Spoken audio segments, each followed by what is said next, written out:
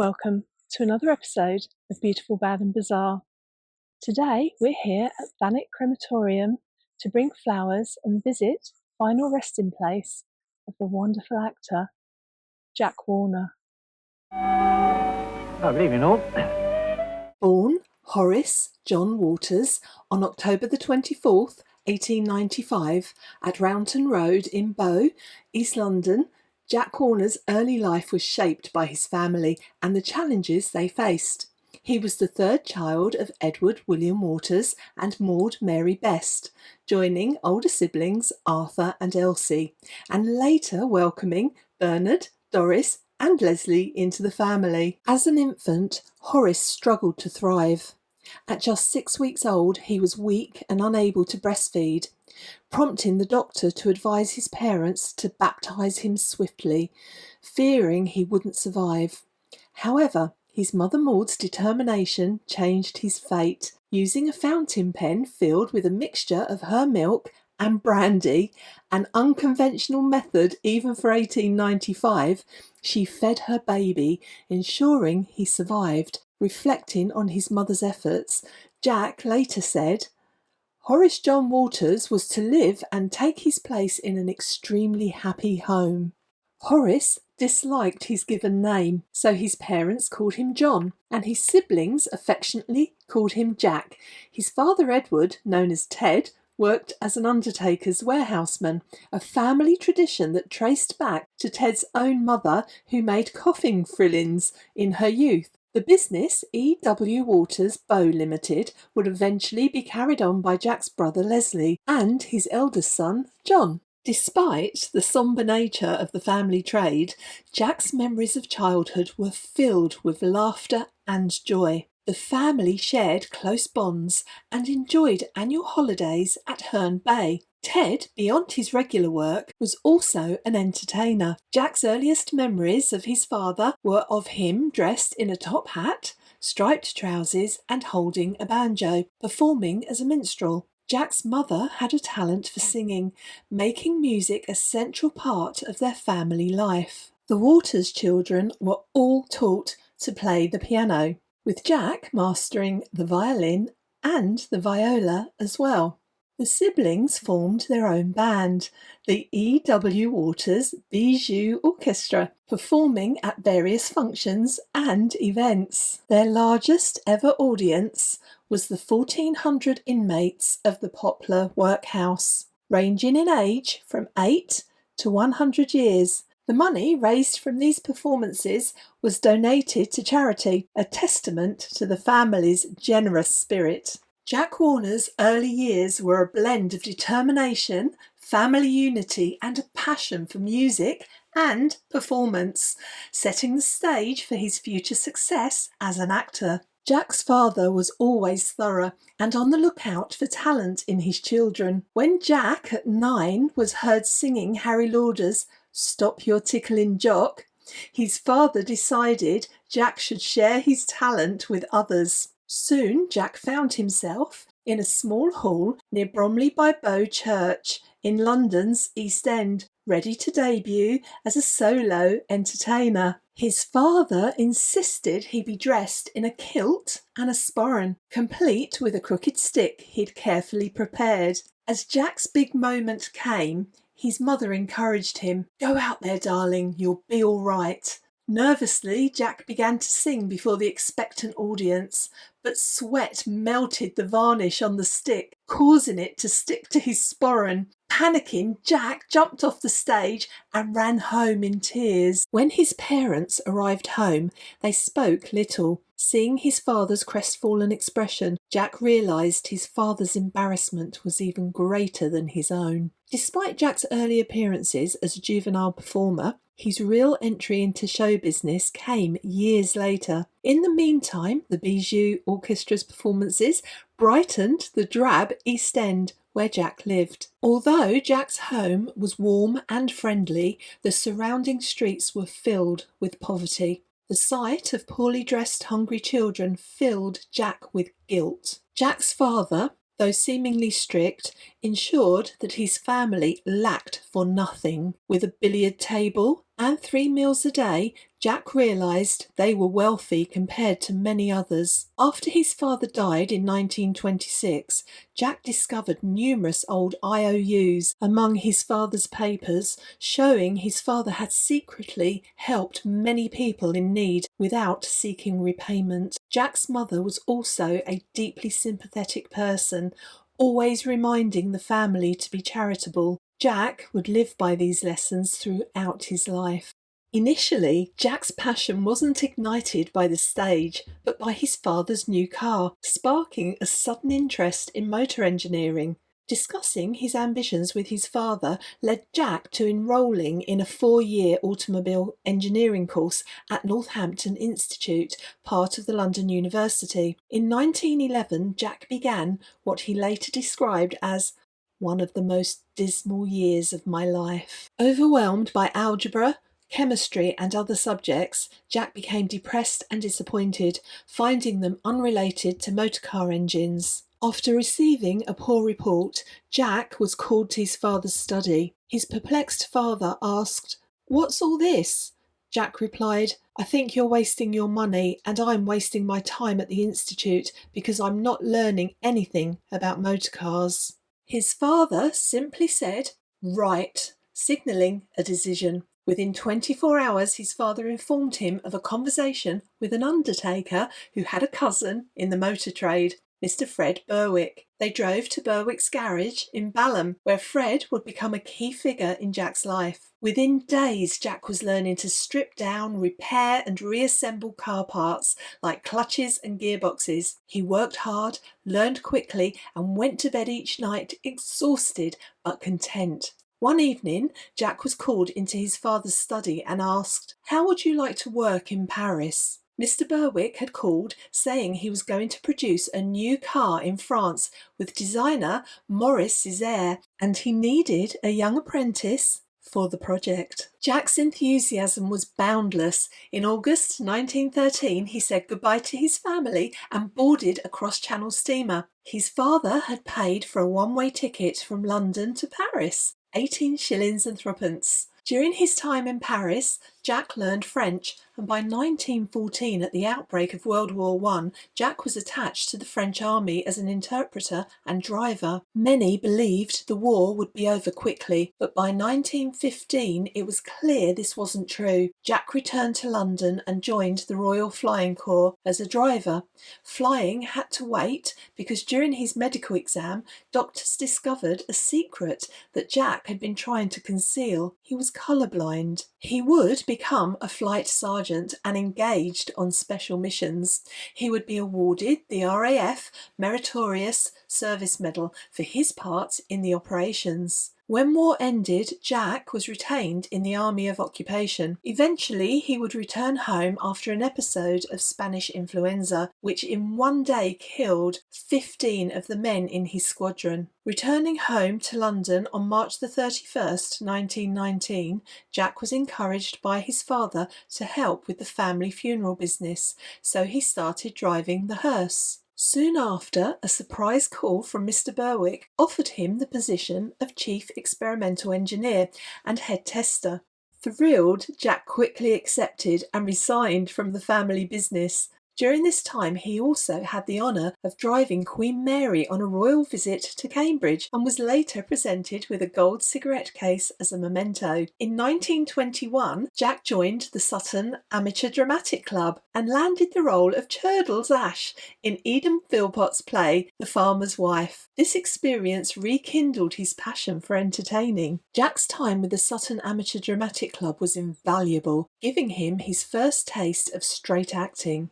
In 1924, Jack also began racing at Brooklands Track in Weybridge, Surrey, which became another serious passion for him. Beyond amateur dramatics, Jack performed as a comedian at various events. In 1927, during a charity show, he met Nelson Darling, a teacher and pianist from Homefield School. They decided to team up, blending Jack's humour and personality with Nelson's. They billed themselves as Jack Warner and Geoffrey Darnell. Jack chose the stage name Warner to avoid overshadowing his well-known sisters, Elsie and Doris, while Nelson adopted the name Geoffrey Darnell. Jack would also around this time meet the love of his life, Muriel Winifred Peters, known as Mollie, while they were both in relationships. Mollie was engaged and Jack was courting Crystal Nye. After Mollie ended her engagement, Jack quickly realised she was the one he wanted to marry, and they would have a 6-year engagement, with Jack later saying that meeting Mollie was the luckiest break of my life. Jack would remain friends with Crystal, who often joked about how she would have been known as Crystal Waters had she married Jack. On June the 22nd, 1927, Jeff and Jack were booked by the BBC for a broadcast, but the show wasn't well received and they didn't get a return date. Feeling disheartened, Jack doubted his future as an entertainer. In 1933, he opened a garage, which ended in costly failure. On the 23rd of November 1933, 38-year-old Jack had at last married his sweetheart, 34-year-old Mollie, at St Mark's Church, Regent's Park. Mollie would be a great support to Jack during his career, but would stay out of the limelight as much as possible throughout their marriage. Mollie helped pay off Jack's debts and took care of his bookkeeping after finishing her own job. Despite some setbacks like a failed broadcast, Jack's few remaining cards suggested he might still make a living on the stage. His sisters, Elsie and Doris, were thriving. Their dedication to show business had started to pay off. While waiting to record a musical number, Elsie and Doris rehearsed a skit featuring Gert and Daisy, 2 Cockney women. The recordist, impressed by their performance, decided to record it immediately, launching Gert and Daisy to the British public. They would go on to become one of the most successful female double acts in British entertainment history and have a long and memorable career. By 1935, Jack had made the decision to leave the motor industry for good. The entertainment industry was calling. He and the now Geoffrey Darnell were booked to appear at the Café de la Paix in Swallow Street, London, and Cassini's Club in Regent Street on the evening of June the 24th, 1935. Neither gig was a huge hit, but neither was it an unmitigated disaster. They were booked again a few weeks later. In 1936, Warner and Darnell cut 2 records for Parlophone, which did have good reviews, and they found themselves once again being auditioned for the BBC, and they were booked for the show, which broadcast on March the 27th, 1937, sharing the bill with 5 other double acts, including none other than Elsie and Doris Waters. Warner and Darnell were increasingly busy with their variety act and in music hall. Eventually, in late 1937, Geoff Darnell decided it was too much to manage all their bookings and continue to work as a teacher. Instead of throwing in teaching, he ditched touring and Jack became a solo artist. Jack wasn't happy about this. However, he was writing his own monologues and songs and he was an all-round true talent and was becoming very successful. In late 1939, as World War II began, Jack Warner was 44 years old, well beyond the age limit for military service. However, with his experience in the Royal Flying Corps during World War I, Jack thought the RAF might still find him useful. He visited the recruiting depot, but the recruiting sergeant saw him as just another overly enthusiastic veteran. Jack resigned himself to continuing in show business, and 6 weeks into the war, he sent a telegram to the BBC after hearing they were recruiting for live broadcasts. To his surprise, they accepted him. Throughout their lives, Jack and Mollie were both intrigued by clairvoyance. Around this time, Mollie visited a clairvoyant who predicted that they had been going through a difficult period, but she could see a change on the horizon. She described seeing a large hall filled with music, with hundreds of people clapping and cheering, and assured Mollie that within 5 weeks their troubles would be over. Remarkably, Jack later confirmed that exactly 5 weeks later, the clairvoyant's predictions came true. In his autobiography, Jack of All Trades, which is absolutely brilliant, and I'll leave details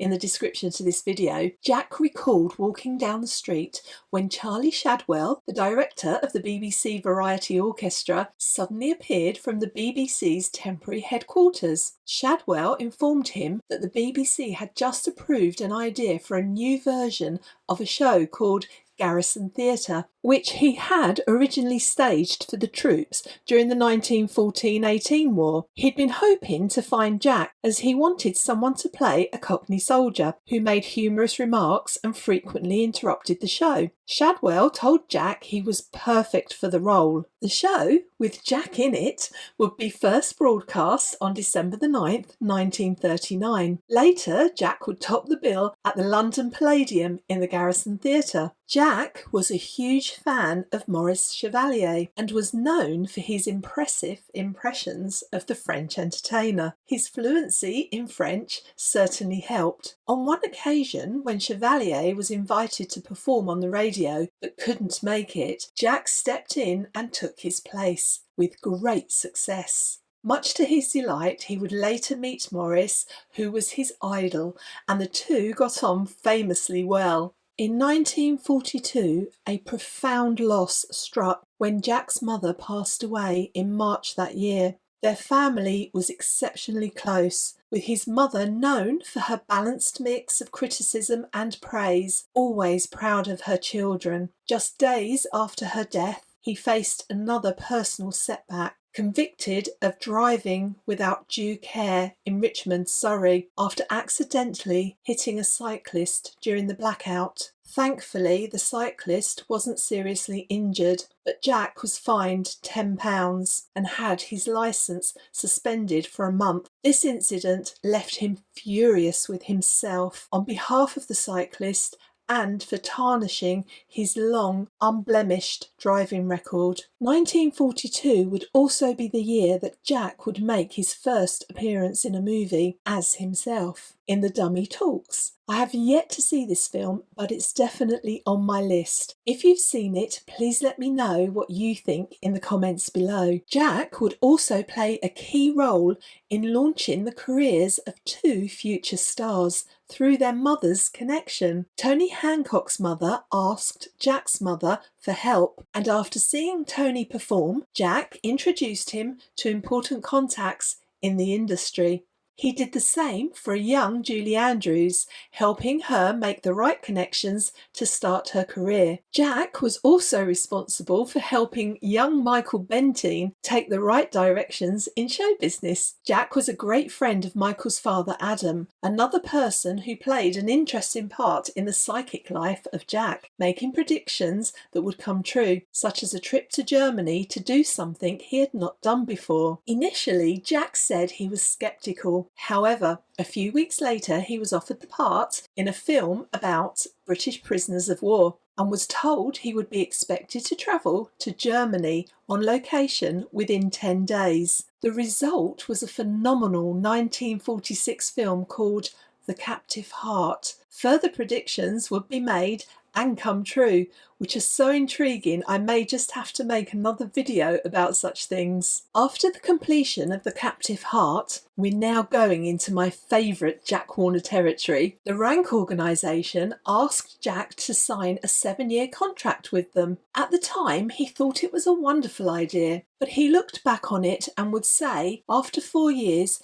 during which time I made 10 films, it struck me forcibly that the Rank organisation were getting more than their pound of flesh. He did, however, approach them for an increase in salary, which was forthcoming. During the first 11 years after the war, Jack made a total of 27 films with Rank. Of the 27 films, it's the Huggett series that truly captures my heart. If you're a regular here, you won't be surprised that one of my all-time favourite comedies is Here Come the Huggets, featuring an outstanding cast, including a prominent role for Diana Dawes. When the film had its press screening, Diana brought her mother along and they were both utterly captivated, laughing throughout and loving every moment of seeing Diana on screen.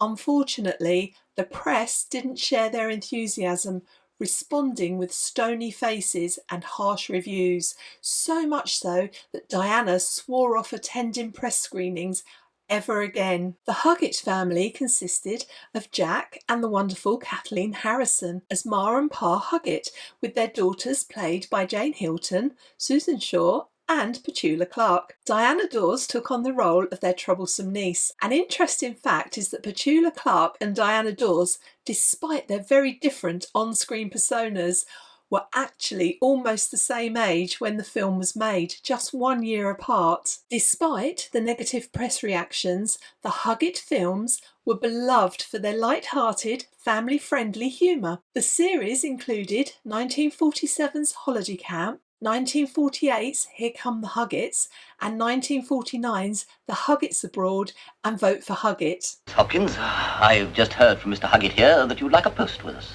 Oh, yes, I'd love that. Are you used to office routine? Oh, definitely, Mr. Campbell.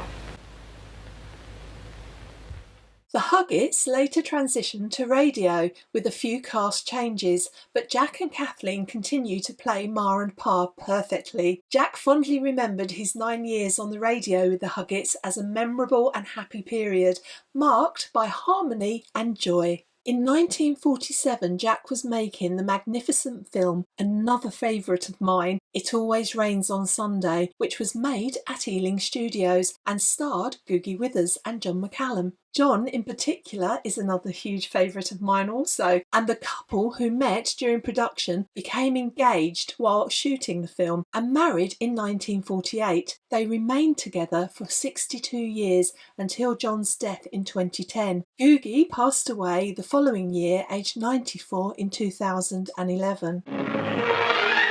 There's such a thing as a law of libel. Such a thing as ham, too. But not in this family. Jack played the part of Detective Sergeant Fothergill and enjoyed the scene where he had to run along the top of a moving train. Jack said he found it exciting and said in his autobiography, Jack of All Trades, "In all the films I have made, I have only once used a double. This was due to some extent to pride and also because I never liked the thought of someone else being obliged to do the dirty work on my behalf." The only film where a double was used was in 1951's Valley of the Eagles, where Jack had to ski on location in Sweden and Norway. Jack was very relieved to have a double race down a mountainside on skis. Jack was originally offered the part of Arthur Pemberton in 1949's Passport to Pimlico, but was unable to accept due to having prior contractual commitments. However, Jack always wondered what would have happened with his career if he'd accepted the part, which of course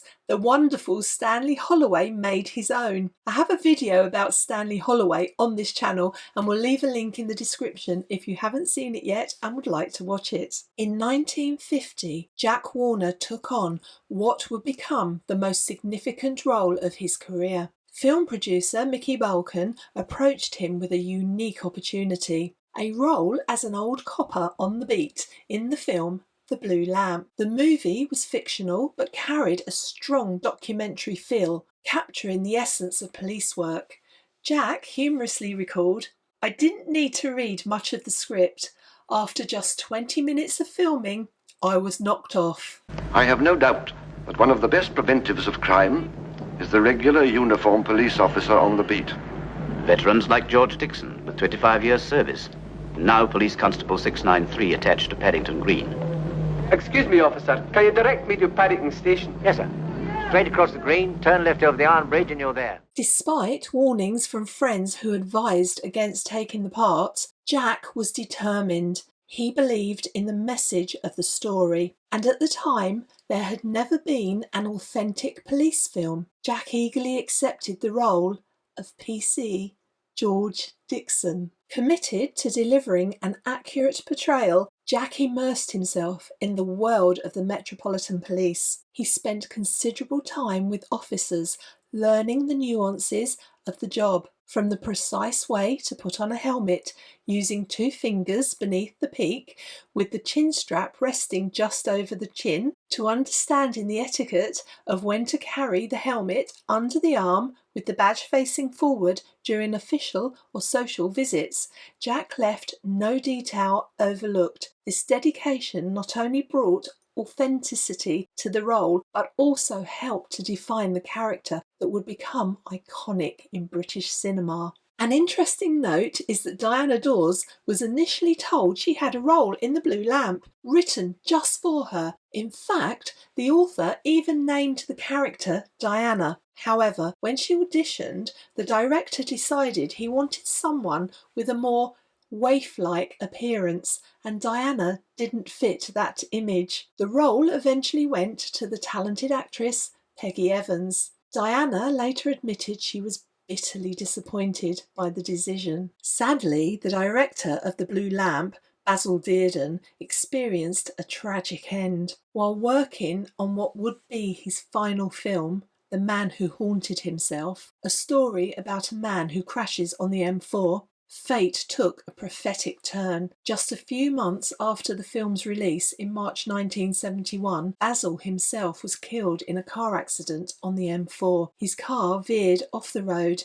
hit a signpost and burst into flames. After the release of The Blue Lamp, Jack received an award that he cherished above all others. It was a casket and scroll presented to him by officers of the Metropolitan Police F Division. The officers granted him the freedom of police stations, the freedom of their tea, the freedom to criticise its quality, and if he does, the freedom of the cells. This tribute was given to him after the film's premiere by Chief Superintendent F.H. Archer of Hammersmith, who had personally taught Jack how to walk, talk, and salute like a policeman. In 1951, Jack was asked to entertain the troops in Korea. Reflecting on that time, he shared that he performed popular songs, sketches, stories, and monologues, and his Maurice Chevalier impression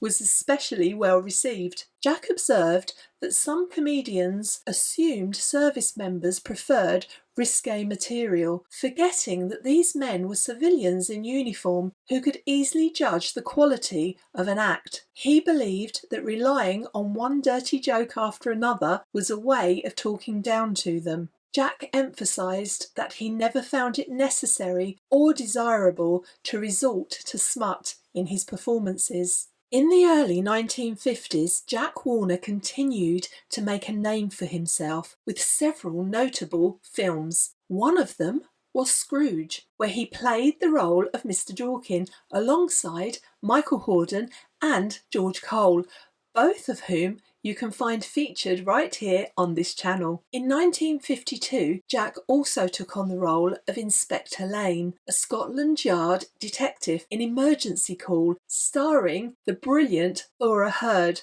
Her life story is also covered on this channel. As the years rolled on, Jack's career continued to flourish. On November the 12th, 1953, he had the great honour of performing in the Royal Variety Performance at London's Coliseum, held in aid of the Variety Artists Benevolent Fund. It was a star-studded event, attended by the young Queen Elizabeth, whose coronation had taken place earlier that year, along with the Duke of Edinburgh, Princess Margaret and the Duke of Kent. Jack was incredibly proud of this moment and was later invited to appear again in the 1956 Royal Variety Show. However, in 1953, Jack found himself struggling with severe pain in his feet, which he initially thought might be gout. He and his wife Mollie decided to visit what Jack called a natural cure practitioner. The diagnosis? Jack was overweight at 16 stone, about 224 pounds,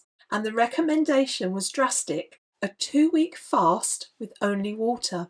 Remarkably, Jack lost 2 stone and the foot trouble disappeared completely. Jack and Mollie were so impressed by the success of Jack's treatment that they became very interested in the natural health lifestyle. Inspired by this, the couple decided to open a health food shop in Canterbury, Kent in May 1954.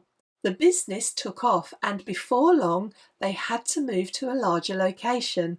Mollie took charge of running the shop, and it thrived for several years. However, by the 1960s, due to the increasing demands of Jack's acting career, they made the difficult decision to sell the business. 1954 was a major turning point in Jack's career. It was the year he was offered a television series based on the character George Dixon, the police officer who had been killed in the film The Blue Lamp. In this new series, Dixon would become the central figure in a number of stories about life as a beat officer. The show, titled Dixon of Dock Green, was initially scheduled to run for just 6 weeks. Dixon of Dock Green first aired on July 1st, 1955, telling the simple story of a regular policeman on the beat. The strong public interest quickly showed that the series had mass appeal. What made the show stand out was its portrayal of the police officer as an ordinary person with relatable struggles, much like everyone else. George Dixon was introduced as a widowed father, sharing his home with his daughter Mary and young constable Andy Crawford, who would eventually become his son-in-law. The characters quickly resonated with viewers, becoming as beloved and relatable as those in other popular shows like The Archers and Coronation Street. The show followed George Dixon, a kind-hearted and moral police officer patrolling London's East End. He solved everyday crimes and offered guidance to his community, with Jack's portrayal making Dixon a beloved fatherly figure, known for his wisdom and compassion. The series wasn't just about policing, it also focused on Dixon's relationships with his family and colleagues, which helped it to become a viewer favourite for over 2 decades. Dixon of Dock Green ran from 1955 to 1976, with Jack staying in the iconic role throughout. What truly set Jack apart from many other actors was his attitude towards being typecast. While some might fear being stuck in one role, Jack fully embraced the character of George Dixon, making him his own. I believe Jack grew to love George, pouring his personality into the role, and he became incredibly proud of the character over the years. Jack once said, "It wouldn't surprise me if someone suggested that George Dixon was my alter ego, because I have always believed there existed an affinity between us." In addition to Dixon of Dock Green, Jack took on other roles, including a part in the 1958 film Carve Her Name with Pride, alongside the brilliant Paul Schofield, another actor featured on this channel. If you're interested, I've included links to that video and the others mentioned in the description for this one. In 1965, Jack Warner was awarded an OBE in the Queen's Birthday Honours List. The investiture took place in the State Ballroom at Buckingham Palace, making it a truly memorable occasion. When Jack was presented to the Queen, she mentioned, "I've always watched your programme, and I've often wondered if you get very tired appearing in a show every week." Jack assured her that he enjoyed the work, and the variety of his new storylines each week kept the role exciting and fresh for him. In 1975, Jack said that it had been suggested that he should retire from the force simply because he was too old to be a copper. His response was, "Why can't people be satisfied that I'm fit and well and let me get on with my job?" Jack was 80 years old in 1975 and still playing the role of Dixon. Dixon of Dock Green concluded in December 1976 after a remarkable 21-year run. In the years following the end of the series, Jack Warner focused on his personal life, engaging in charitable activities and occasional public appearances. Sadly, on the 24th of May 1981, after having his right leg amputated, Jack would die of pneumonia in the Royal Masonic Hospital, Ravenscourt Park, Hammersmith. He was 85 years old. Hundreds of fans would gather here at Thanet Crematorium on Monday, the 1st of June 1981 to pay their respects at the funeral of Jack Warner. Police officers and admirers from across the UK attended the service, including delegations from the Metropolitan Police and local constables. Jack was celebrated for his portrayal of the fatherly policeman, George Dixon. There were countless floral tributes from various groups, including police forces and the 5th Royal Inniskillen Dragoon Guards.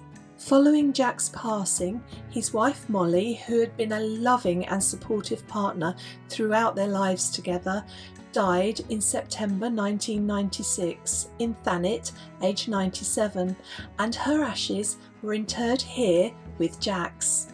The couple did not have any children.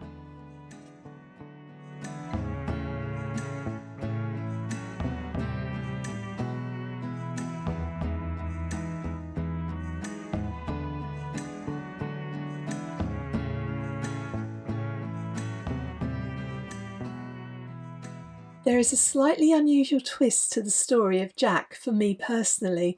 As I was researching Jack's wife Mollie, there was a very familiar name in her family tree, and on further investigation it seems that it's highly likely that she's a very distant relative of mine. I've got my mum on the case and she's going to do some further family research for me, so if anything develops I'll be sure to let you know.